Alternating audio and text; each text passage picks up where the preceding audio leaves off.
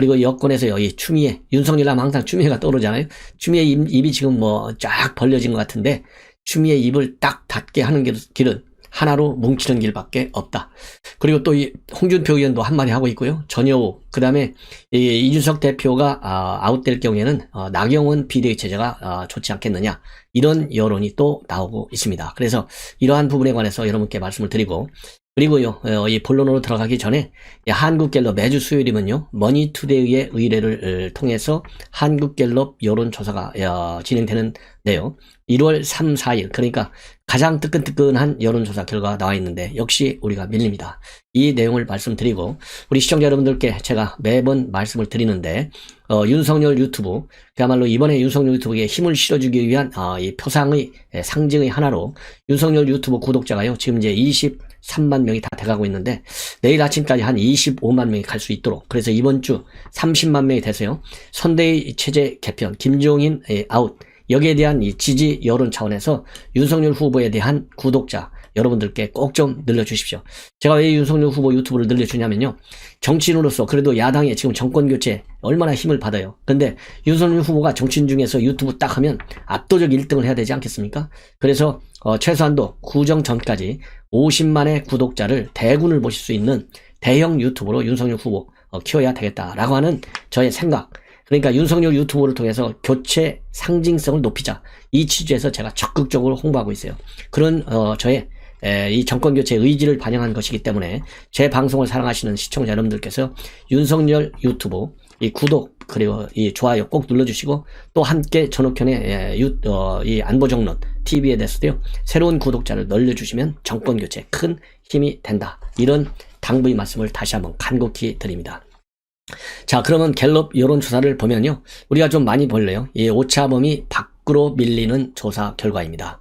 그래서 이거를 말씀을 드리겠는데, 윤석열 후보는 말이죠, 29.2, 그래서 2주 전에 35.2에서 지금 한 6% 정도가 빠져 있고, 그 다음에 이재명 후보의 경우에는요, 2주 전에 32.9에서 37.6으로 약 4.7%, 5%가 지금 높아지고 있어서 이 둘의 편차가 거의 8% 정도로 이렇게 넓혀지고 있다. 그리고요, 지금 급격한 변화는 안철수입니다. 5.4에서 12%, 그리고 심상정은 3.6%를 나타내고 있고, 그리고 말이죠, 이 교체해야 되겠다, 이것은 51%, 그리고 그냥 가자, 이재명으로 가자, 35.8, 그래서 여전히 15.2%. 그래서요, 이거는 시기적으로 보면 3일, 4일이잖아요. 그러니까 어제까지 이틀간. 그러니까 이 김종인 위원장의 완탑, 이 선대위 체제에 대한 극심한 내용이 아주 최정점을 찍었을 때 이루어진 이 여론조사이기 때문에 지금보다 상황이 더 나빠지지는 않겠다, 일단 불은 껐다라고 저희가 판단이 되고, 이제는 이 바닥을 치면 언제든지 올라가게 돼 있잖아요. 예, 그래서 이제 올라가는 국면을 윤석열 후보 그리고 선대본부장인 권영세 의원이 충분히 해낼 수 있다. 저는 그런 판단이 듭니다. 저도 뭐 이 권영세 본부장 잘 아는데요, 상당히 신뢰감이 있고 신중하고 꼼꼼한 그런 사선 의원의 역량을 가지고 있고, 이 박근혜 정부 때 선대위에서 중요한 이 역할을 했기 때문에 충분한 경험도 가지고 있다. 그리고 여러분들께서 잘 아시다시피 이준석 대표가 말이죠, 당 대표가 됐을 때 맨 먼저 사무총장을 시키려고 했던 사람이 권영세예요. 그렇기 때문에 권영세 신임 본부장하고 이준석 대표 간에도 상당한 신뢰관계가 있어요. 그래서 이제 쌍끌이가 아니라 삼끌이, 윤석열 후보, 이준석, 그 다음에 권영세, 이 삼끌이 형세가 이제 자리를 잡고 가속 페달을 밟으면 되지 않겠느냐, 이런 생각이 듭니다. 그리고 참고적으로 지금 이제 이 선대위 체제가 그리고 특히 이준석 이 내용이 계속되면서 과연 20대 지지율이 얼마만큼 빠질 것인지, 또 회복은 어느 정도 될 것인지 궁금하실 텐데, 이 갤럽 조사를 보면요, 20대의 경우입니다. 30대는 안 들어가 있어요. 20대의 경우에는 27.2, 그 다음에 안철수가 19.7, 윤석열이 15.6으로 되어 있습니다. 자, 그 다음에는요, 이 대통령이 돼서는 안 된다, 이 비토 여론이 이 갤럽에서도 말이죠, 윤석열 후보가 제일 높아요. 48.8. 그 다음에 이재명 36.2입니다. 그리고 무엇 보고 투표할 거냐, 이 질문에 관해서는 부동산이 33.4%, 그 다음에 일자리, 이 지역균형 발전, 남녀평등, 외교안보 순으로 되어 있습니다. 자, 그리고 말이죠, 이 리얼미터 여론조사도 또 오늘 나왔어요. 이 리얼미터는 ARS인데 리얼미터 여론조사를 보면 이재명 리얼미터에서는요 20대 기준 여론조사를 했습니다. 리얼미터에서는. 그러니까 20대하고 30대 18세에서 39세까지입니다. 20대하고 30대 조사를 해보니까 이재명이가 33.4, 그 다음에 안철수가 19.1, 3위가 윤석열 18.4, 그리고 심상정 7.5, 김동연 1.4로 되어 있습니다. 자, 그래서요 지금 여전히 2030에 대한 지지율을 회복하는 것이 우리의 큰 숙제가 되고 있다. 이게 결론인데요. 이렇게 해서 2030에서 안철수 후보의 주가가 상당히 올라가다 보니까요. 지금 오늘 여의도에서 2022 금년도 중소기업인들의 신년인사회가 있었는데 여기에서 안철수 후보가 제 진심을 전달하려고 계속 노력해 왔는데 앞으로 더 인정받을 수 있도록 노력을 하겠다. 그리고 처음부터 정치를 한 이유가 2030 문제 해결을 위한 것이었는데 그래서 앞으로 청년 공약을 현실성 있게 실현 가능한 공약으로 준비하겠는데 그러면서 이 구체적인 해결책은 청년 불공정 문제, 군대 문제, 주거 문제, 연금 개혁, 맞벌이 부부, 보육 문제 이런 거에 대한 해결책을 내놓겠고요. 그리고 이 윤 후보와 단일화 어떻게 할 것이냐. 그러니까 저는 제가 정권교체 주역이 되러 나왔기 때문에 제가 당선이 돼서 정권교체를 하고 또 시대를 바꾸겠다. 그리고 어떤 후보와도 그래 윤석열 후보와 만날 계획이 있느냐. 그러니까 어떤 후보와도 만날 계획은 잡혀져 있지 않다. 그리고 오늘 중소기업 신년인사에서 윤 후보하고 대화를 나눴어요. 거기에서 무슨 대화를 나눴냐 물어보니까요. 새해 덕담만 했다. 그러면서 설이 2월 1일인데 이때까지 이재명, 윤석열, 안철수 트로이카 체제를 만들겠다. 이러한 입장을 밝히고 있습니다. 그러면서 이 본인이야말로 전 세계가 지금 미중 기술 패권 전쟁으로 빛의 속도로 바뀌고 있는데 대한민국은 우물한 개구리가 아니라 동물한 개구리처럼 하늘을 쳐다보지도 못하는 게 지금 정치권인데 본인이라도 미래 먹거리 일자리를 만들 수 있도록 화두를 끌어올리겠다. 이렇게 얘기하고요. 본인만이 말이죠. 회사를 만들어서 월급도 줘본 사람이고 본인만이 과학기술을 제대로 알아서 미래 먹거리와 미래 일자리를 만들 수 있는 후보다. 이런 점을 즉 차별성을 강조하고 있습니다.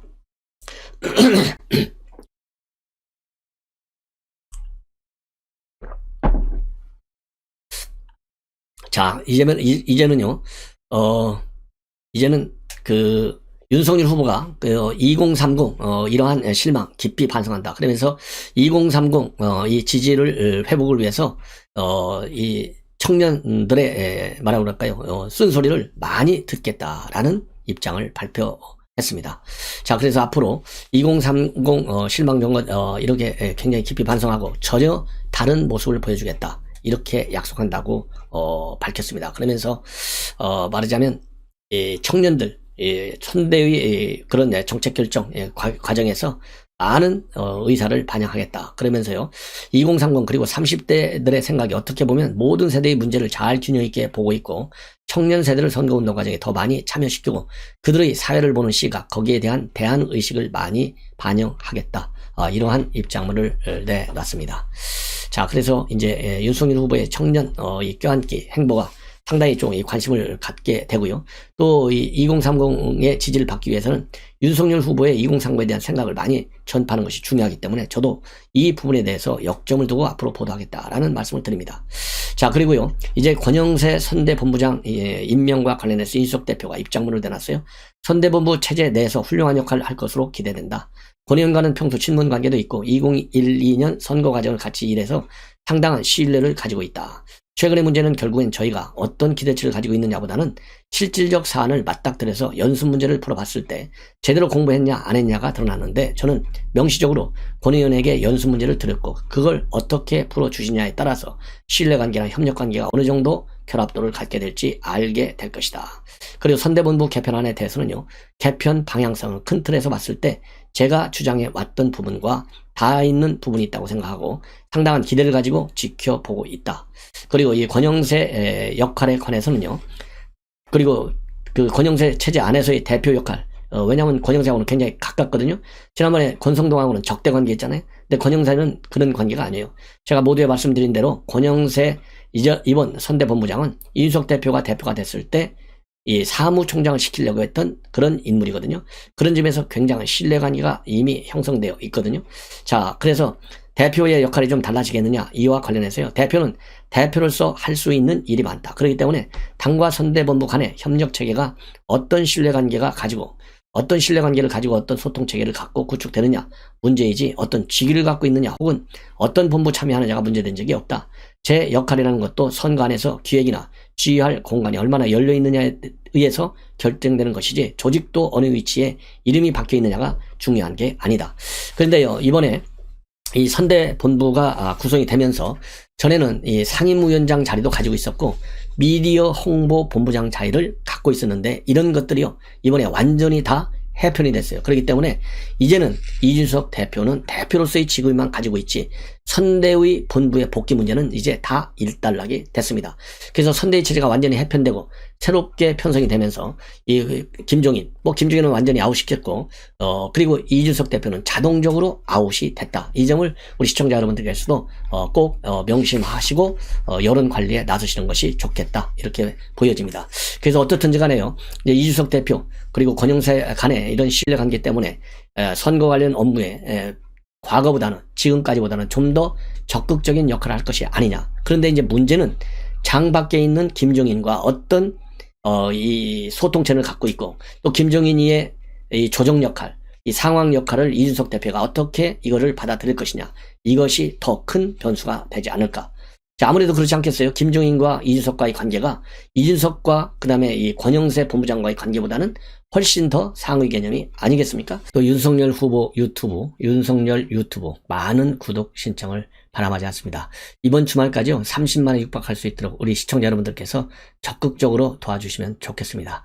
그래서 윤석열 후보가요 신바람이 나서 유튜브 방송 많이 해가지고 2030 중도층 그리고 탈진보권 인사들 이 접근 노력이 실효성을 거둘 수 있도록 여러분들의 아주 적극적인 동참을 바라고요. 제 방송 제목 바로 밑에 링크가 걸려 있는데 그 링크 클릭 한 번 1초만 클릭하시면 됩니다. 아주 손쉽게 제가 해놨기 때문에 많은 구독을 당부드리고 또 함께 전옥현 안보정론도 구독을 부탁드리겠습니다. 자, 우리 국민의힘 내부 지금 상황이 굉장히 급격하게 지금 변화하고 있는데 제가 바로 앞방송에서 말씀을 드린 대로 이준석 대표는 일단 꼬리를 좀 내리고 있는데요. 그래도 우리 국민의힘 그동안에 이준석 대표 선대위를 이탈해가지고 독자적인 행동을 하면서 내홍을 분란을 야기시킨 것에 대한 국민의힘 의원들의 분노는 여전히 가라앉지 않고 있어서 지금 재선 의원들, 초선 의원들 모두가 내일 의원총회를 열자. 그래서 사퇴를 촉구하자. 이런 움직임이 다시 재현되고 있습니다. 자, 그러는 가운데 이 홍준표, 전효옥 의원, 그리고 이 추미애 이런 분들의 입장문이 나오고 있고요. 만약에 이준석 대표가 사퇴할 경우 그럴 가능성은 이제는 제가 보기에는요 상당히 가능성이 좀 줄어들고 있다. 저는 긍정적 사퇴의 진전이다 이렇게 보고 싶지만 조금 전에 말씀을 드린 대로 의원들 이런 격분의 분위기는요 여전히 여전한 것 같아서 그러다 보니까 나경원 의원이 비대위원장으로 가야 되는 거 아니냐 이런 얘기까지 나오고 있는 상황입니다. 그래서 이런 것들을 여러분께 쭉 정리해 드리도록 하겠고 먼저 지금 방금 말이죠. 윤석열 후보가 입장문을 냈습니다. 바로 뭐냐? 그동안에 윤석열 후보 이재명과의 토론에 대해서 상당히 비판적이었죠. 그 이유 중에 하나는 바로 뭐냐? 그 이유 중에 하나는 이재명이는 신뢰성이 없다는 것이고 그 다음에 확정적 범죄자이기 때문에 그런 사람하고는 토론을 해봐야 무슨 소리가 의미가 있겠느냐 이러한 입장문을 내놨어요. 그런데 최근 들어서 이제 그 입장이 지금 밝혀지고 바뀌고 있습니다. 그래서 입장이 바뀌어가지고 이 준비를 하고 있는 그런 지금 상황이 있는데 그런 이 토론 문제와 관련해서 지금 윤석열 후보가 지금 입장문을 내놨습니다. 그래서 이 얘기를 맨 먼저 말씀을 드리겠습니다. 우선 민주주의 사회에서 국민의 선택을 받기 위해 토론에 참여하는 것은 당연하다. 대선을 2달 남긴 지금 국민께서 대선 후보들에 대해서 큰 걱정을 하고 계신데 많은 분이 선택에 어려움을 겪는다는 말씀을 하기도 하고 후보로서 저 역시 책임을 통감한다. 지금 이 얘기는 결국 법정 토론 횟수는 3회잖아요. 근데 플러스 알파 토론에 참여하겠다. 이거를 다시 한번 밝히고 있는 대목입니다. 그리고 공인으로서 그동안 걸어온 길, 대선 후보로서 국민 앞에 내놓은 입장과 공약을 검증하려면 법정 토론 3회로는 턱없이 부족하기 때문에 적극 토론에 나서겠다. 그리고 토론회를 통해서 대선 후보의 자격을 증명하고 새로운 대한민국을 위한 정책과 대안을 소상히 말씀드리겠다. 이러한 입장문을 내놨어요. 참고적으로 오늘 11시 기자회견에서도 말이죠. 효과적인 토론이 될 수 있도록 캠프 실무진에게 법정 토론 이외의 토론에 대한 협의에 착수하라. 이렇게 지시했다고 밝힌 바 있습니다. 그리고요. 또 이 기자회견을 통해서 지금 이제 선대위를 전면 해체했고 실무형 선대위로 바뀌었기 때문에 이러한 측면에서 법정 토론을 적극적으로 추진할 경우에는 실무형 이 선대위로 바뀌면서 더욱더 이 국민들과 함께 호흡을 하겠다. 그리고 국민들의 의견을 받겠다라는 입장을 밝혔기 때문에 국민들의 의견을 수용하는 형태로 토론에 적극 참여한다. 이런 것도 상당히 긍정적 뭐라 그럴까요?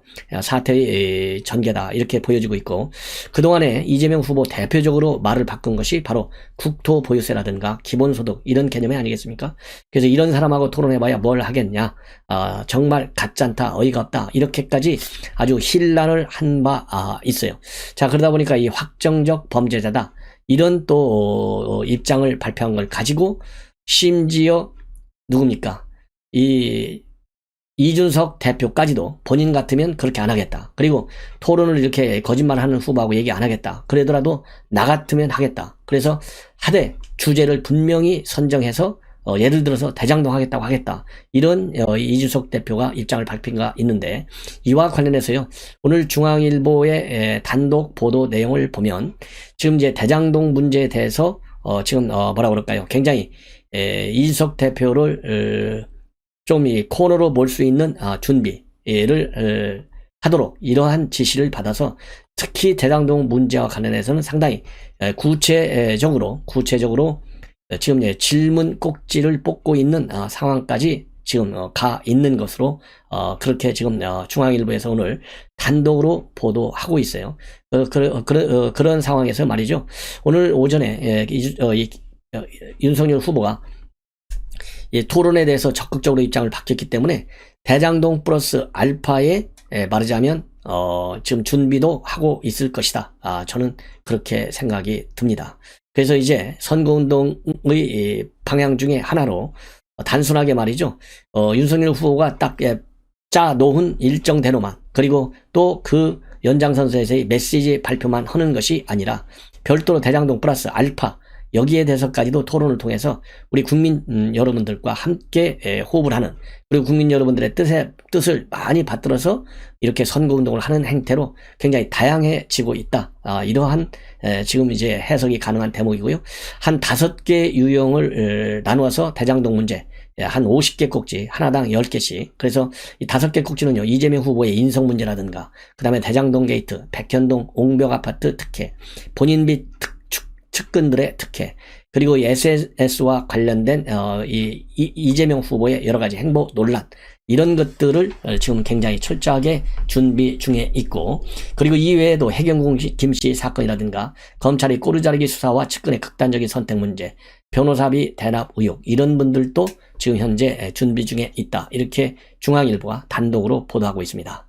자, 이번에는요, 이준석 대표와 관련된 국민의힘 내부 아직도 부글부글 끓고 있다. 이러한 분위기가 나오고 있어요. 자, 오늘 기자회견에서 지금 이준석 대표에 대한 사태, 이런 촉구 움직임은 굉장히 그래도 센 편입니다. 자, 그런데 오늘 이준석 대표는요, 우선 여러 언론과의 통화에서 지금 정상적인 상황이 아니다. 그리고 당 내에서 대표를 고립시키는 시도가 있더라도 나는 버티겠다.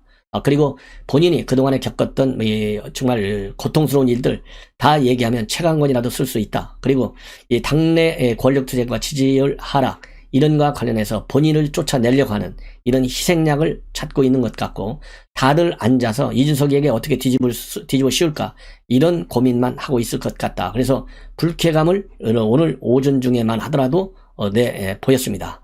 자, 그런데 지금 이제 11시 이 회견을 계기로 해서 이 선대 본부장에 권영세 위원장을 앉혔거든요. 근데 이제 권영세 위원장하고는 박근혜 대통령 때 선대위 하고 또 이 최고위원을 했기 때문에 그때부터 신뢰관계가 써져 있고, 그래서 제가 이미 말씀을 드린 대로 더군다나 맨 처음에 사무총장을 시키려고 했기 때문에 상당한 친분 관계가 있어요. 그러다 보니까 지금 이제 오후 오늘 2시에 권영세 의원이 대표실을 찾아서 면담을 했습니다. 자, 그래서 그 면담 결과를 보면 이준석 대표가 상당히 이제 호의적으로 조금, 그래서 제가 이제 일종의 항복성, 결국 꼬리를 내렸다. 저는 그런 판단을 하고 있어요. 뭐라고 되어 있냐면 선대위 개편 큰 틀에서 보면 본인이 주장했던 거하고 많이 담겨져 있다. 그리고 이 권영세 본부장과 관련해서는요, 2012년 대선 과정에서 같이 일해서 신뢰가 상당하다. 그리고 새롭게 개편된 선거체제에 대해서 훌륭한 역할을 할 것이다. 이렇게 굉장히 긍정적으로 평가를 했습니다. 자, 그리고요, 또 이제 본인이 직급 선대위에 참여하는 문제와 관련해서는 기획, 지휘, 얼마나 공간이 열리느냐에 따라서 결정되는 것일 것이다. 라고는 얘기하고 있어요. 그런데 지금 현재로서는, 권영세 의원이 밝힌 직능, 정책, 그 다음에 조직, 선거대책. 근데 선거대책 본부장 밑에 홍보 파트가 있거든요. 그런데 지금 선대위 체제에서는 이 홍보 파트가 본부장으로 돼 있는데 대표 타이틀을 들고 그 본부장 밑에 들어갈 수는 없잖아요. 그래서 제가 보기에는 아예 악의 씨앗을 아예 본질적으로 빼기 위해서 이렇게 이제 홍보 파트가 선거대책 본부장 바로 밑으로 들어갔다. 그래서 조직도 상으로 보면요, 이제는 더 이상 당 대표가 선대위 왜 이탈했느냐, 이런 얘기는 나오지 않도록 정리가 됐어요. 그러면서 이제 오늘 숙제를 하나 냈습니다. 뭐라고 숙제를 내줬느냐? 그러니까 윤석열 후보와의 관계 개선에 따라 관해서요, 권 부장에게 연수 문제를 드렸는데 이걸 어떻게 풀어주시냐에 따라서 앞으로 신뢰관계나 협력관계가 어느 정도 결합도를 갖고 이루어질지 판단할 수 있을 것이다. 그리고요, 그런 입장을 내놨는데, 특히 윤 후보하고 이 대표 간의 갈등의 근본적 소재가 됐던 윤핵관 문제에 대해서도 연수 문제를 풀어보면 답이 나온다. 그래서 문제풀이 시안으로는 오늘 중으로 답이 나와야 한다. 이러한 입장을 밝혔습니다. 근데 이제 언론 보도를 보면 이 연수 문제가 뭐냐? 이것은 바로 윤석열 후보의 일정과 관련된 될 것이다 라고 하는 것이 이준석 대표 측의 설명이에요. 자, 왜 그러냐면 이미 일정을 가지고 내가 충청도 가는 거 왜 나한테 패싱하고 하느냐, 이 일정 가지고 난리가 난 거 아니에요? 그렇기 때문에 일정을 가지고 난리가 났기 때문에 일정 문제에 대한 숙제를 내놔서 오늘 중으로 답을 주면, 그러니까 오늘 중으로 윤석열 후보의 내일 일정 어떻게 된다, 이것만, 그리고 또 메시지 이런 것만 제대로 전달해 해주면 풀릴 이러한 상황임을 밝힌 거예요. 심경의 변화가 있는 것이죠. 자, 그러면서요, 그동안의 윤석열 후보의 일정을 놓고 보면 명확한 메시지하고 일관성이 없었는데 이런 개선을 요구한 것으로 제가 보기에는 보이고요. 그리고 친서민 행보를 담을 수 있는 일정이 내일 중에는 나와야 할 것이다. 이렇게 이준석 대표 측에서 입장이 나오고 있습니다. 그래서 오늘 오전까지만 해도 윤석열과 이준석 관계 이제는 돌아오지 않는 다리를 건넜다라고 되어 있지만은 이렇게 권영세 본부장이 전격적으로 들어옴에 따라서 상당히 정상화식 될 수 있는, 꼬리를 내릴 수 있는 명분이 축적이 됐고, 두 번째 명분 중에 하나는 윤석열 후보가요, 오늘 오전에 2030 세대에 대한 뭐라고 그럴까, 실망, 죄송하다 이러면서 앞으로 2030에게 많은 참여의 기회를 높이겠다, 이런 입장을 내놨거든요. 그 다음에 세 번째 하나는 이준석 대표에 대해서도 이거 국민과 당원이 바라는 게 바로 정권 교체인데 이거는 국민의 명령 아니냐, 그래서 이준석 대표가 잘할 것으로 기대한다, 이렇게 긍정적으로 평가를 해줬어요. 제가 보기에는 이 세 가지 내용들이 결국은 이준석 대표로 하여금 스스로 항복하고 들어오도록, 꼬리를 내리도록 하는 자극제가 되지 않았는가, 이렇게 생각이 됩니다. 그래서 본래 오늘 오후에 열리려 했던 이런 이 중진들과 이준석 대표의 연석회의도 일단은 취소가 됐습니다. 그런데 그럼에도 불구하고요, 워낙 실망이 크기 때문에 지금 이제 동아일보 보도를 보면 그럼에도 불구하고 공식적인 이런 뭐라고 그럴까요, 이런 모임 같은 것은 취소가 됐지만은 전반적으로는 하루 종일 대표 사퇴론이 공개적으로 터져 나왔다. 그래서 이 재선 의원들은 내부적으로는 사퇴를 촉구하기로 의견을 모은 것으로 알려졌고요. 대선을 앞둔 때 당 대표의 내부 총질을 더 이상 용인할 수 없다. 그리고 초선 의원들 역시 오늘 별도로 오후에 모였다고 합니다. 그래서 당 분열을 야기하는 것은 명백한 해당 행위다. 그래서 사퇴를 압박하고 있다. 그리고 또 일각에서는요, 이준석 대표를 고립시켜서 식물 당 대표를 만들자, 이런 주장까지 나오고 있다고 합니다. 자, 그래서요, 이제 이러다 보니까 지금 내부적으로 말이죠, 나경원 의원이 포스트 이준석 체제로서 이 비대위원장을 맡아야 되는 것이 아니냐. 그 이유 중에 하나는 이미 공동선대위원장으로 맞아면 임명을 하려고 했는데 그 당시 분위기상 백의 종군하겠다, 이렇게 해서 뒤로 좀 빠졌고요. 그리고 윤석열 후보를 아주 잘 아는 친윤 인사라는 것이죠. 그리고 또 그동안에는 지금 현재 이준석 대표 당심을 완전히 잃었잖아요. 그런데 여전히 지금 이 중진 의원들 중에서는 나경원 의원의 당심 상당히 튼튼하다는 것이죠. 비록 석패는 했지만. 그래서 당시에 나경원 의원이 40%의 지지를 받았다. 이것도 이 당심을 완전히 지지를 받고 있는 나경원 의원이기 때문에 이 비대위원장의 적임자로 이렇게 지금 지지를 받고 있는 분위기고, 또 나경원 의원도요, 지난 3일날 KBS 라디오에 나와서 뭐라고 했냐면, 김종인 위원장이 선대위에 합류해달라고 요청하면 어떻게 할 것이냐, 이런 질문을 받고, 김종인 위원장이 요청을 아직 하신 적도 없고, 저는 처음부터 끝까지 같은 마음이기 때문에 어떤 자리가 중요한 게 아니라 제가 할 수 있는 데서 최선을 역할을 다하는 것이 중요하다, 이러한 입장을 밝힌 바 있습니다. 그래서 시사저널을 비롯한 이 많은 언론 매체에서 말이죠, 이렇게 될 경우에는 결국 나경원 의원이 비대위원장으로서 가장 적임자가 아니냐, 이러한 이 포스트 이준석 시나리오까지 지금 나오고 있는 상황입니다. 자, 그 다음에는요, 이제 홍준표 의원 얘기인데, 홍준표 의원은 여전히 윤선대위 개편과 관련해서요, 긍정적 평가라기보다는 기존의 본인의 고집을 계속 또 주장을 밝히고 있어요. 그래서 이 본인 처가 리스크 해소가 더 급하다, 이렇게 입장을 밝히고 있습니다. 그러니까 이 청문 홍다콘에서요, 윤 후보가 선대위를 2030으로 꾸민다고 하는데 어떻게 생각을 하느냐, 그래서 지지율과 어떻게 영향이 있을 것이냐, 이렇게 얘기를 물어봤어요. 그러니까 우선은 본인과 처갓집 리스크 해소가 급하다, 이런 입장을 내놓고, 그리고 2030 중심으로 꾸미는 것보다도 더 중요한 것은 바로 진심 어린 소통에 있다, 이런 입장을 내놓고 있고, 만약에 후보 교체가 된다면 안철수와의 단일화도 쉽고 정권 교체가 될 것이다, 이러한 질문과 관련해서는요, 망상이다, 이렇게 일축하고 있습니다. 그리고 또 안철수 후보가 단일화를 절대 안 한다, 이런 질문과 관련해서는요, 지금 단일화를 한다고 하면 지지율이 폭삭하니 그렇다, 이렇게 입장을 내놓은 바 있습니다.